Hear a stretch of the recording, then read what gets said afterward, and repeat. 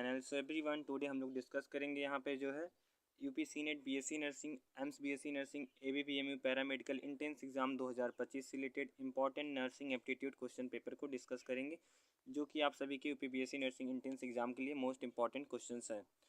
सो यहाँ पे जो है फर्स्ट क्वेश्चन पूछा गया है, परस्पर व्यक्तिगत संबंधों इंटरपर्सनल रिलेशनशिप्स के बारे में कौन सा कथन सही है। तो फर्स्ट ऑप्शन है, टीम के साथ आपसी समझ, सहयोग तथा समन्वय की भावना होनी चाहिए। सेकंड ऑप्शन है, टीम भावना के साथ काम करना चाहिए। थर्ड ऑप्शन है, अपने आसपास हो रही घटनाओं से स्वयं को जागरूक रखें। तो यहाँ पे जो तीन स्टेटमेंट दिए गए तो इन तीनों स्टेटमेंट में से कौन सा स्टेटमेंट सही बताना है। तो फर्स्ट ऑप्शन यहाँ पे केवल ए सही है, सेकेंड है केवल सी सही है, थर्ड ऑप्शन है कोई भी कथन सही नहीं है, एंड लास्ट ऑप्शन है कथन ए कामा बी और सी सही है।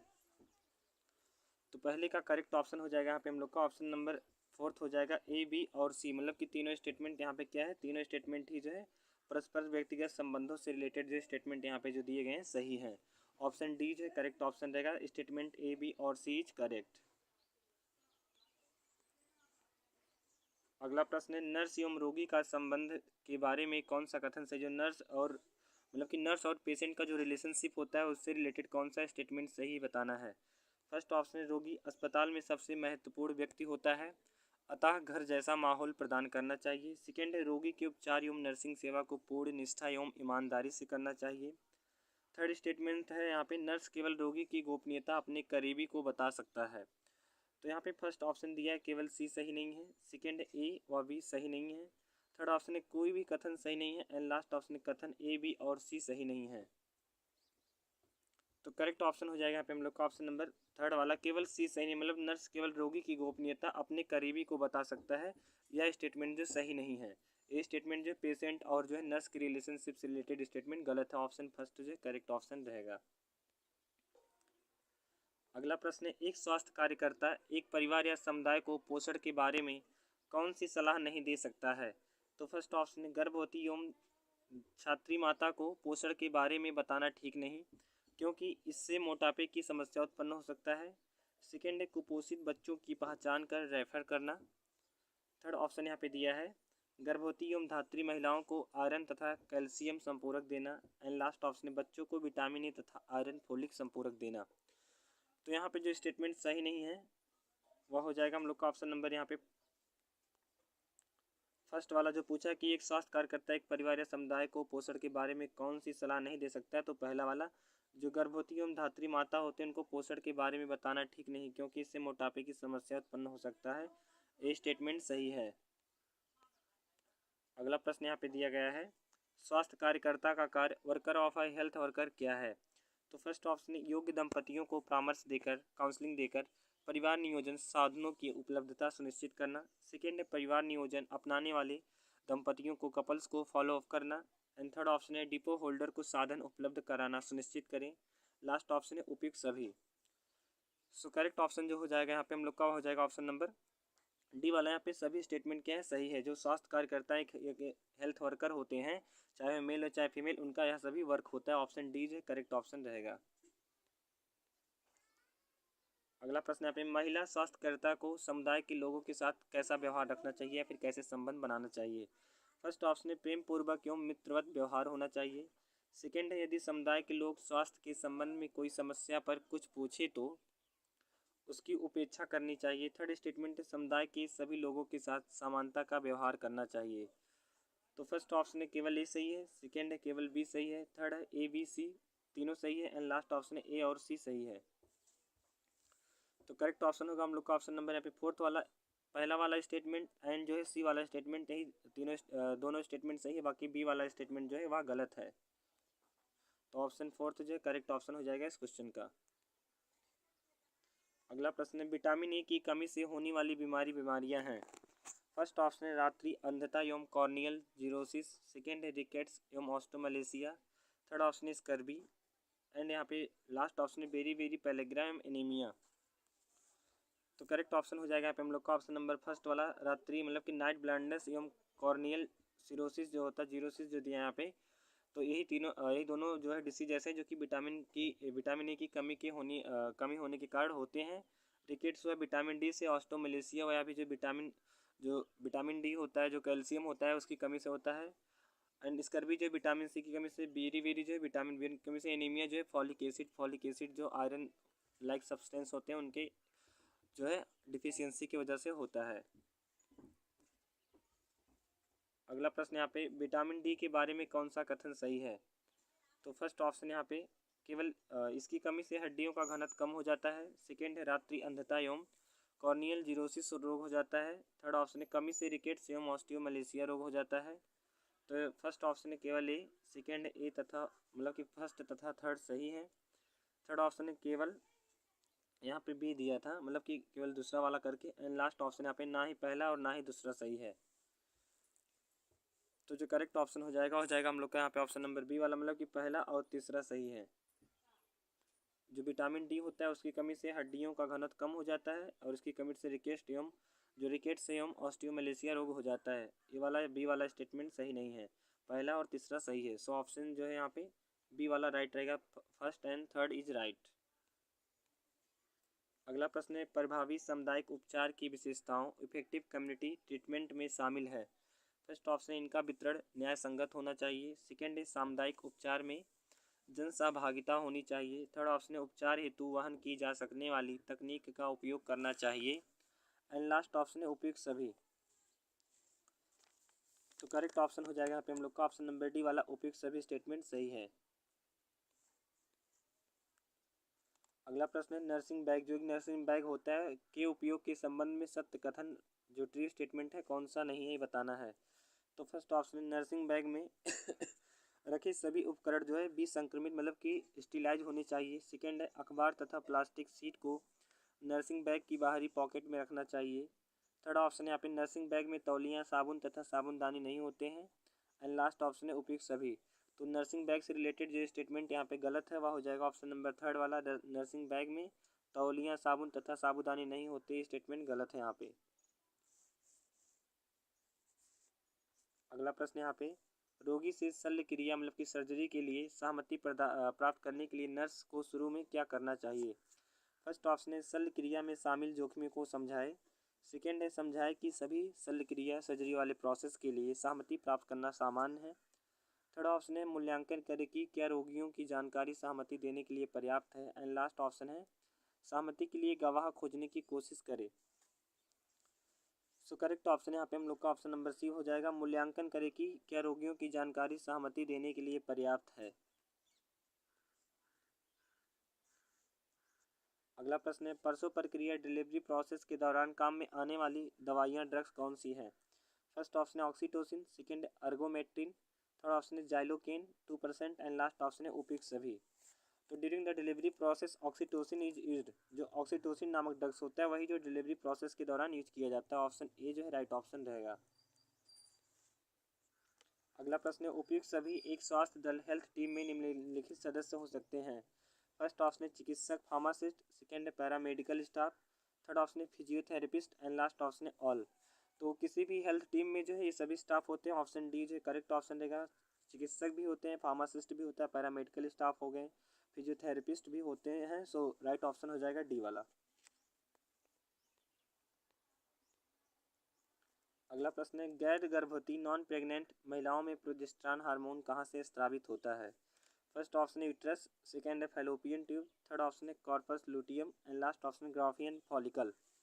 तो नॉन प्रेग्नेंट वुमेन जो प्रोजेस्टेरॉन हार्मोन होता है वह जो सीक्रेट होता है वह कॉर्पस ल्यूटियम से सीक्रेट होता है। ऑप्शन थर्ड जो है करेक्ट ऑप्शन रहेगा। अगला प्रश्न है, कौन सा महिला अंग समजात पुरुष लिंग के समान है?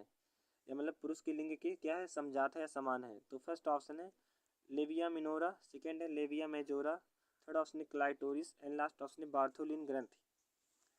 तो इसमें से पूछा कि कौन सा ऐसा फीमेल ऑर्गन है जो कि पुरुष के लिंग के समान होता है। सो ऑप्शन डी सी वाला करेक्ट ऑप्शन रहेगा, क्लाइटोरिस।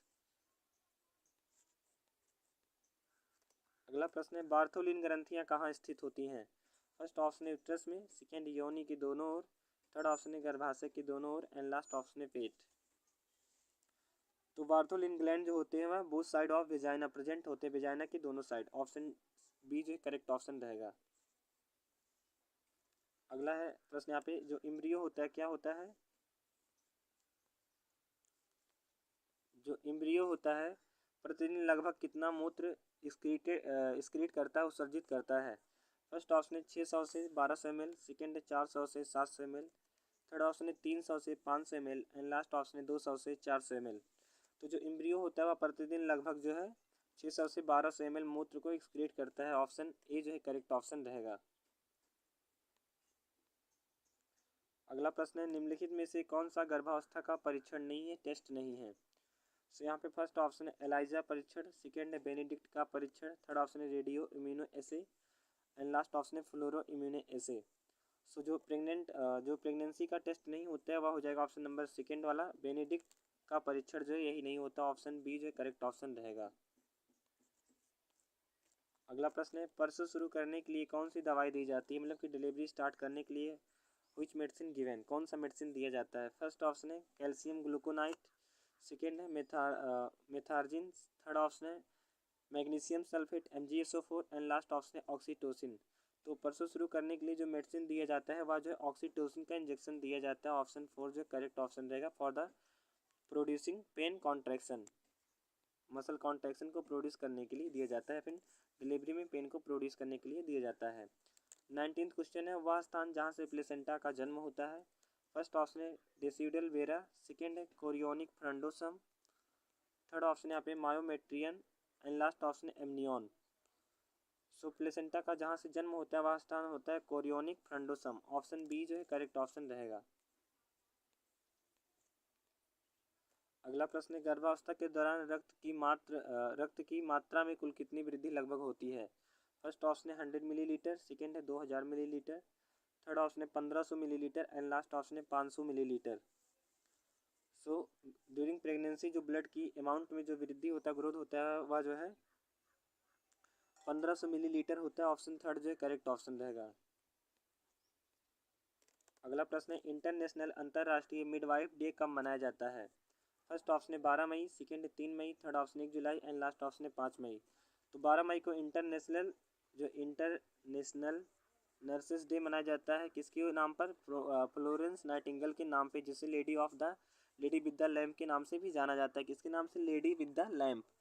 तो यहाँ पे पूछा है कि इंटरनेशनल मिडवाइफ डे, तो यह जो 5 मई को मनाया जाता है, ऑप्शन 4 जो है करेक्ट ऑप्शन रहेगा। अगला प्रश्न है जो फीटस होता है उसका विकास डेवलपमेंट किस में होता है? फर्स्ट ऑप्शन है वेजाइना में, सेकेंड ओवरी में, थर्ड ऑप्शन है यूट्रस एंड लास्ट ऑप्शन है ओविडक्ट।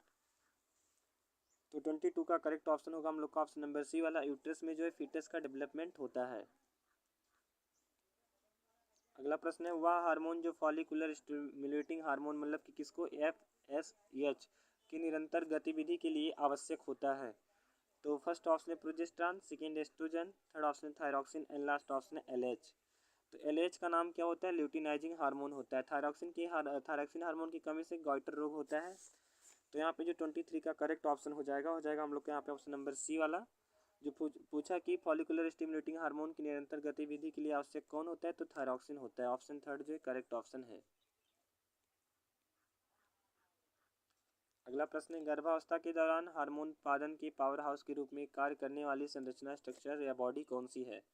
फर्स्ट ऑप्शन है कॉर्पस लुटियम, सेकेंड है नाल, थर्ड ऑप्शन है गर्भाशय एंड लास्ट ऑप्शन है स्तन। सो राइट ऑप्शन इस क्वेश्चन का हो जाएगा ऑप्शन नंबर यहाँ पे सेकेंड वाला, जो अपरा होता है क्या जो प्लेसेंटा होता है अपरा, यही जो पावर हाउस ऑफ हार्मोन उत्पादन के पावर हाउस के रूप में कार्य करता है। अगला प्रश्न है मानव शरीर में किस ग्रंथि को मास्टर ग्लैंड कहा जाता है, जो कि सभी ग्लैंड को क्या करती है? कंट्रोल और रेगुलेट करने का काम करती है। फर्स्ट ऑप्शन है टेस्टिकल, सेकेंड है थायराइड ग्लैंड, थर्ड ऑप्शन है pituitary gland and last option है अग्नाशय। तो अग्नाशय जो है वह मतलब कि बहिःस्रावी, अंतःस्रावी और बहिःस्रावी दोनों प्रकार की ग्लैंड है। तो यहाँ पे जो 25 का करेक्ट ऑप्शन होगा मास्टर ग्लैंड जो कहा जाता है, वह जो पिट्यूटरी ग्लैंड को कहा जाता है। यह जो है मटर के दाने के आकार का होता है।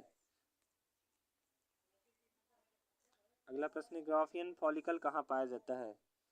सो फर्स्ट ऑप्शन है गर्भाशय में, सेकेंड है फैलोपियन ट्यूब, थर्ड ऑप्शन है अंडाशय एंड लास्ट ऑप्शन है वृषण। तो ग्राफियन फॉलिकल यह जो है अंडाशय में पाया जाता है, ऑप्शन थर्ड जो है करेक्ट ऑप्शन रहेगा। अगला प्रश्न है प्लेसेंटा का कार्य क्या है? जो अपरा होता है उसका क्या कार्य होता है? फर्स्ट ऑप्शन है पोषण प्रदान करना, सेकेंड है श्वसन क्रिया, थर्ड ऑप्शन है उत्सर्जी क्रिया एंड लास्ट ऑप्शन है उपयुक्त सभी। तो 27 का करेक्ट ऑप्शन हो जाएगा ऑप्शन नंबर डी वाला उपयुक्त सभी। जो प्लेसेंटा होता है उसका सभी यहाँ पे फंक्शन होता है। जो फीटस होता है, एम्ब्रियो होता है, उसको न्यूट्रिशन प्रोवाइड करना, उसके रेस्पिरेटरी प्रोसेस को मेंटेन करना, उसके एक्सक्रीटरी मटेरियल को एक्सक्रीट करना बॉडी से, तो यह सभी कार्य होता है, इसलिए राइट ऑप्शन हो जाएगा ऑल ऑफ दीज वाला ऑप्शन डी। अगला प्रश्न है निषेचित कोशिका फर्टिलाइज सेल जो होता है वह क्या कहलाता है। तो फर्स्ट ऑप्शन है डिम्ब ओम, सेकेंड है इग्मनस जाइगोट एंड थर्ड ऑप्शन है ब्रूड, लास्ट ऑप्शन है ट्रोफोब्लास्ट। तो जो करेक्ट ऑप्शन हो जाएगा इस क्वेश्चन का हो जाएगा हम लोग का यहाँ पे ऑप्शन नंबर बी वाला। जो फर्टिलाइज सेल होता है वह जो इग्मनस जाइगोट कहलाता है, क्योंकि N plus N N N क्या होते हैं, गैमीट, युग्मक होते हैं। क्या होते हैं, गैमीट। मान लीजिए मेल का हो गया या फीमेल का हो गया, तो मिलेंगे दोनों, क्या बनेगा, जाइगोट बनता है, जो कि क्या होता है, ट्विन नेचर, द्विगुणित नेचर का होता है। ऑप्शन बी जो करेक्ट ऑप्शन रहेगा ट्विन। अगला प्रश्न यहाँ पे निम्नलिखित में से कौन सा गर्भावस्था का महत्वपूर्ण लक्षण नहीं है। फर्स्ट ऑप्शन है स्तन के आकार में वृद्धि, सेकेंड है बड़ा स्तंभन और गहरा रंजित निप्पल, थर्ड ऑप्शन है स्तन के स्राव का निचोड़ना जिससे कभी स्तनपान नहीं कराया एंड लास्ट ऑप्शन है स्तन का पीलापन। तो 29 का करेक्ट ऑप्शन हो जाएगा ऑप्शन नंबर सी वाला। जो प्रेगनेंसी का महत्वपूर्ण लक्षण नहीं है यह नहीं है कि स्तन के स्राव को निचोड़ना जिसने कभी स्तनपान मतलब कि ब्रेस्ट फीडिंग ना कराया हो, तो यह लक्षण जो है प्रेगनेंसी का नहीं होता है। ऑप्शन थर्ड जो है करेक्ट ऑप्शन है। अगला प्रश्न है एमनियोटिक तरल पदार्थ सबसे अधिक कब दिखाई देता है। फर्स्ट ऑप्शन है 14 वीक्स पर, सेकेंड है 36 वीक्स पर, थर्ड ऑप्शन है 32 वीक्स एंड लास्ट ऑप्शन है 34 वीक्स। तो 30 का करेक्ट ऑप्शन हो जाएगा हम लोग का ऑप्शन नंबर बी वाला। यहाँ पे एमनियोटिक तरल पदार्थ या एमनियोटिक फ्लूइड जो सबसे अधिक जब फीटस 36 वीक का हो जाता है तब उस टाइम दिखाई देता है। अगला और लास्ट प्रश्न है इस सेशन का, क्या है, लास्ट क्वेश्चन है जो कि तो पूछा है कि शिशु की पूर्ण अवस्था कितना है। फर्स्ट ऑप्शन है 36 वीक्स, थर्ड ऑप्शन है 40 वीक्स एंड लास्ट ऑप्शन है 20 वीक्स एंड लास्ट ऑप्शन है 24। तो मतलब कि यहाँ पे पूछा क्या है कि जो है इम्ब्रियो से लेके जब एम्ब्रियो इम्प्लांट हो जाता है उससे लेके जो है बर्थ तक का जो टाइम पीरियड होता है, तो उसी का पूछा कि पूर्ण स्टेज क्या होता है, कंप्लीट स्टेज। तो कितने वीक्स का होता है ये बताना है। तो करेक्ट ऑप्शन होगा ऑप्शन नंबर बी वाला 40 वीक्स का, 40 हफ्तों का होता है। ऑप्शन सेकेंड जो है करेक्ट ऑप्शन रहेगा 14 weeks. So all of dear student, thanks for watching this video. Don't forget to subscribe for latest updates and videos and PDF it's. So for latest questions subscribe my channel and turn on the notification bell. मिलते हैं next video में all of dear student next video के question paper के साथ।